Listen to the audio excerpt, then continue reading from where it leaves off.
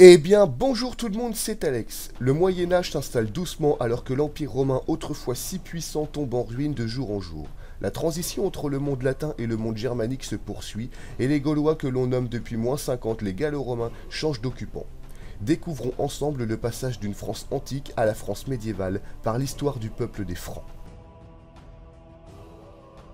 Depuis -50 avant notre ère, les Gaulois sont sous l'occupation de Rome à la suite de la conquête de la Gaule et des peuplades gauloises par Jules César, et cela malgré la coalition regroupée par Vercingétorix ainsi que sa victoire à Gergovie.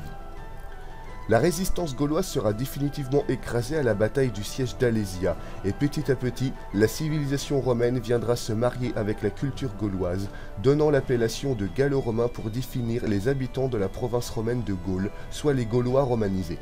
Mais 500 ans plus tard, l'Empire romain perd pied face aux confédérations germaniques d'outre-Rhin. Le Limès est définitivement détruit en 407 et les Germains envahissent, pillent et ravagent l'entièreté de la Gaule.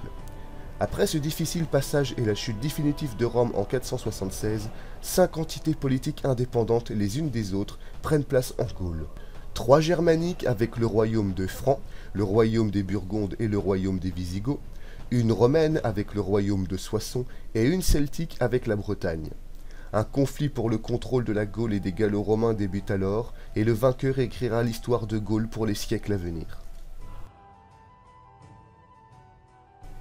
Dans cette lutte pour le contrôle des Gallo-Romains, les Germains francs tirent leur épingle du jeu. Déjà sous le règne du roi Childéric Ier, fondateur de la dynastie des Mérovingiens, la Belgique seconde fut sous le contrôle des Francs. Mais ce sera sous le règne de Clovis Ier, devenu roi en 481, que la conquête de la Gaule va s'accélérer d'une manière drastique. Aidé de ses amis Thérouanne et Cambrai, Clovis va entreprendre une guerre victorieuse contre le dernier dirigeant romain en Gaule, le roi général Syagrius, à la tête du royaume de Soissons. En 486, la conquête de la zone romaine est achevée par les Francs qui, en plus d'annexer le territoire, se légitiment au sein de la population gallo-romaine locale. Mais Clovis n'en a pas fini avec les conquêtes. À peine a-t-il défait les Romains que Clovis marche sur l'actuelle Alsace pour y chasser les Alamans qui s'y sont installés. Les Francs remportent en 496 la bataille de Tolbiac, sauvegardent ainsi la région d'Alsace en Gaule et évitent d'autres attaques de leurs concurrents germaniques venant de l'Est. Après sa victoire en Alsace, Clovis décide de porter son épée sur l'Aquitaine, aux mains des Visigoths, ainsi que sur la Provence, aux mains des Ostrogoths. Mais si à la bataille de Vouillé en 507, Clovis défait l'armée du roi Alaric II et annexe l'Aquitaine, il doit finalement renoncer à la conquête de la Provence devant la trop grande armée ostrogoth du roi Théodoric le Grand.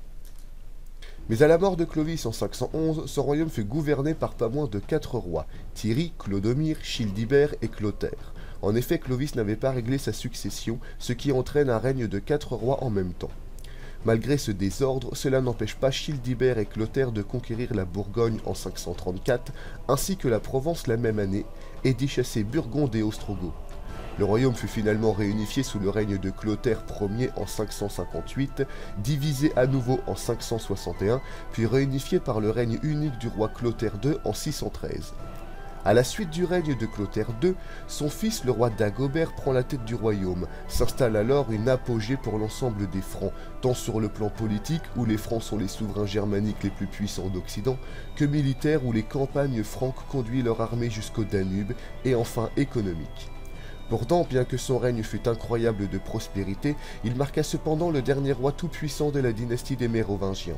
Après lui, les rois Thierry IV et Childéric III ne seront que les marionnettes des puissants souverains carolingiens jusqu'en 743, date officielle de la chute de la dynastie mérovingienne. À partir de 732, année de la bataille de Poitiers qui vit l'Aquitaine sauvée de la menace arabe des Omeyyades par Charles Martel, fondateur de la dynastie carolingienne, ainsi que l'impuissance militaire et politique des derniers rois mérovingiens, la royauté franque change de visage. Assez puissant pour provoquer un bouleversement à la tête du royaume des Francs, Charles Martel dépose les Mérovingiens et place son propre fils Pépin le Bref comme roi des Francs. En 747, Pépin le Bref devient alors le premier roi carolingien de l'histoire de Gaule. Il instaure ainsi une politique très proche de l'Église catholique et tente également d'unir l'ensemble des Gallo-Romains sous le règne des Francs. À sa mort, son fils Charlemagne prend la tête du royaume, mais contrairement à ses prédécesseurs, Charlemagne lui ne souhaite pas seulement l'ensemble de la Gaule, mais l'ensemble de l'Occident. Son plus grand rêve est de porter la couronne d'Occident autrefois sur la tête des empereurs romains et de former un nouvel empire occidental unifiant romains, gallo-romains et germains. Pour ce faire, Charlemagne lance la conquête de la Germanie et porte son influence sur l'Italie. Mais à cause de la résistance durant presque 30 ans des Saxons païens portés par Widukind, l'ensemble de la Germanie ne pourra pas être conquise, et Charlemagne devra se contenter de sa partie occidentale. Qu'importe, c'est déjà plus que la conquête d'Auguste en son temps, et le roi des Francs est finalement couronné empereur d'Occident à Rome durant la Noël de l'an 800. Mais son rêve fut de courte durée. À sa mort, Louis le Pieux ne saura pas faire face aux nombreux troubles et en 843, l'empire d'Occident des Francs sera partagé à Verdun et la Germanie retrouvera son indépendance. La première grosse perte de la Gaule, nommée la Francie depuis 843 face à la Germanie teutonique, est la conquête par les Germains d'outre-Rhin de la Francie médiane, ainsi que la prise de la couronne de Charlemagne, exposée à Aix-la-Chapelle, territoire annexé par les Teutons, qui devient l'appellation générale en Francie pour évoquer les habitants de Germanie. De toute façon, le roi de Francie n'a plus le temps de s'occuper des voisins teutons. En effet, Charles le Chauve doit faire face de 843 à 850 à de nombreux raids vikings. Sous son règne, l'armée franque est en si mauvaise posture que les Vikings arrivent même à piller des villes fortifiées comme Rouen, Caen, Nantes et Paris. Mais ses successeurs ne feront pas mieux. Les rois Louis Ier, Louis II, Louis III, Carloman II, Charles le Gros et Eudes seront également à la merci des Vikings, en plus de devoir contrer les incursions arabes dans le sud de la Francie ainsi que les pillages des Hongrois dans l'est du pays.